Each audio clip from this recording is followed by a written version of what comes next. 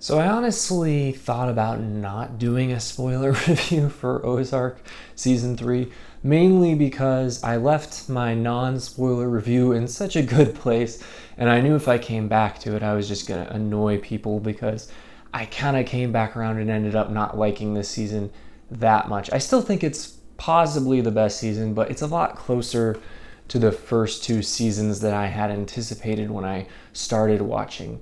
And I feel like what happened was they accelerated in the first part of the season, in the first 5 episodes that I had watched when I did my non-spoiler review, and they were moving so quickly that I really anticipated things would just keep going at that level, that it would stay that exciting in the back half. And of course, what happened here is what often happened in seasons of House of Cards, where they would get all these plates spinning and then they would kind of just ease off the brakes. So things are moving, they're escalating like this, and then they just kind of level out. And the reason for that is in the back half of this season, they basically only dealt with 2 things. They stopped dealing with the problems that were going on with the cartel, and they started dealing more with the problems that were going on with the character of Ben. And I think the character of Ben was a major problem for me in the first part of the season, but in the second half of the season, he basically became intolerable. And the reason I really didn't like the way they utilized this character for a few reasons.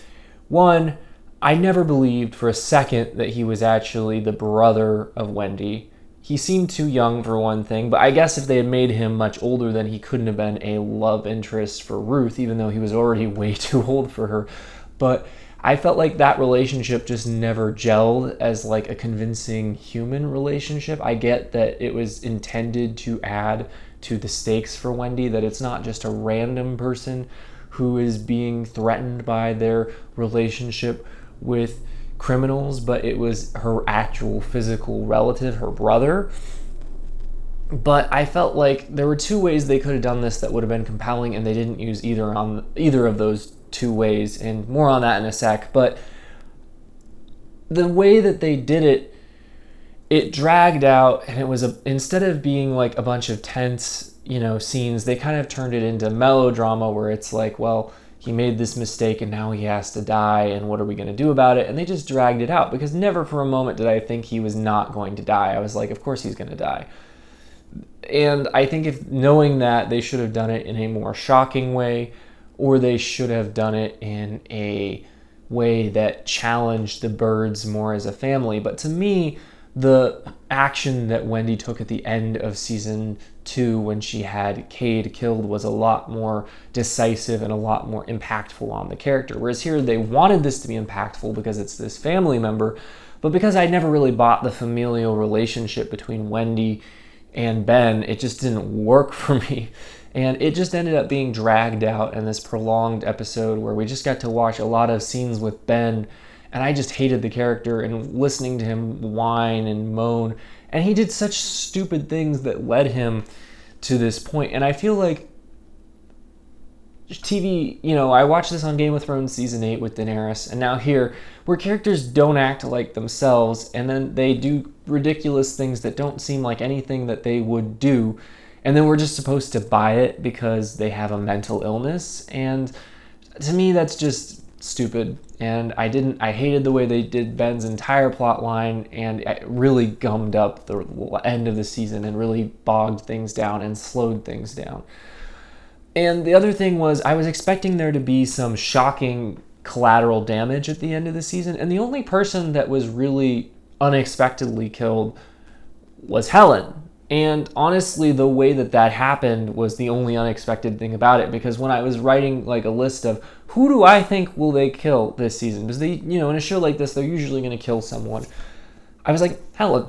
She's the obvious person to kill, because she wasn't really in it until last season, and she just seems like a disposable villain. And this show really has a problem with the way it disposes of its villains. It's driven me nuts since the beginning that they will build up a villain, build up a villain, build up a villain as a threat to the main characters, develop them, make them interesting, and then just have them get taken out unexpectedly with a shot to the head.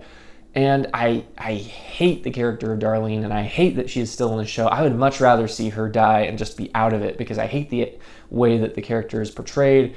I think she's an idiot. I think she's crazy, and I hate that they've made her so creepy and bizarre and unintelligent. And now they have her in a relationship with Wyatt. She's a dumb character, and she's annoying, and I can't fathom why she's still in the show. And she's not bringing out any new dimensions, honestly. She's doing the exact same thing she was doing in season 2, except now she doesn't have, anyone who she's really with other than Wyatt. And I just never bought her relationship with Wyatt. It was just creepy and weird, and it didn't make any sense. And I know that they just did it in order to have a shocking, sexual component to the show.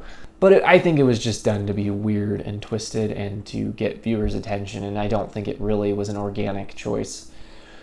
And, I talked a little bit about in the non-spoiler review how they had kind of changed things up with Jason Bateman's character. I liked that, actually. By the end of the season, I felt like that paid dividends, how he's gone from being someone who's constantly afraid to basically being someone who just wants to win and will go at things in a really interesting way. I thought that his relationship with the FBI agent character was one of the more interesting components of the story, and I like that they have this contrasting character who will not compromise, maybe to a point that's not logical. And I thought that that relationship was one of the more interesting things, and one of the more things that I'd like to see portrayed more going into future seasons. I enjoyed the dynamic between Marty and Wendy, as I said, but in the back half of the season, they stopped kind of going at it, and they kind of just came into this kind of soft alliance. Like, it wasn't like they had totally put all their issues behind them, but you could see they weren't going at it like cats and dogs. And I honestly realized that wasn't sustainable, but I feel like it was more interesting when that was what was going on. And in the back half of the season, their relationship kind of just became, it was just soft. It wasn't as interesting or compelling. The kids didn't really get integrated very well this season. I think that having the son kill Helen might have been a more interesting choice, as it was having Helen get killed by someone who wasn't the Birds just randomly. And I don't really know why she was killed, to be honest. Other than that, I guess Navarro had decided that it was her or the Birds, and he finally settled on the Birds, which I have to question why he made that choice, except that they're the main characters, so I guess he has to work with them. But, overall, that whole component just didn't make sense. I feel like he didn't need to kill her, and I don't think he would have killed her, so I don't know. I think they just needed a shocking death, and I doubt the actress was interested in doing too many more seasons on this show, seeing as the character had kind of run her course. I feel like the main conflict next season seems like it's shaping up to be Darlene versus the Birds. I know that they're going to pull Navarro into things more, but honestly, Navarro was more interesting when he was just a name off screen. I feel like once they actually brought him into the show, he became a lot less interesting. He's not, as interesting a presence as he might be, and I feel like he's not terrible, but he's not great. And that was kind of how I felt the whole season went from episode 6 on. I just felt like it was not terrible, but it wasn't great, and the pacing really slowed down, and it was a lot of scenes with characters just talking about their lives, and this isn't that type of show. I just don't care about these characters in that way. I like them well enough to watch. I think they're interesting, but they're kind of in a situation where, the episode of Breaking Bad that everyone always either hates or loves, The Fly, directed by Rian Johnson, whose name is Mud on the internet now. A lot of the back half of the season reminded me of that episode, where it was characters just talking about things. And, if you like things slowing down and getting to know characters, that might have been okay. But I just didn't think that the conversations were that interesting or that well done. They weren't terribly written, but I just don't care about these characters in that way. So I felt like it was too slow and too scattered. I know that I feel like a lot of people probably liked the back half of the season more, but I honestly felt like it slowed down and became less interesting, and it just was very anticlimactic, as Ozark has always been. And I feel like this show just doesn't know how to wrap up seasons in an exciting way. I feel like the best season end was season 2, because they had Wendy make that decision that actually had, drastic implications for the story going forward. And I appreciated that. And I appreciated them exploring the casino, and I appreciated all the developments with their business and with them figuring out how to launder money through a casino. I thought that was really specific and really interesting. But overall, I just felt like this season, it veered into melodrama, and the characters weren't making choices. They were just kind of stuck. They were kind of victims of circumstances. And I just didn't think anything that shocking or that compelling happened in the back half of the season. So that's my thoughts, but what did you think? Let me know in the comments, and please subscribe if you're interested in seeing more videos like this one.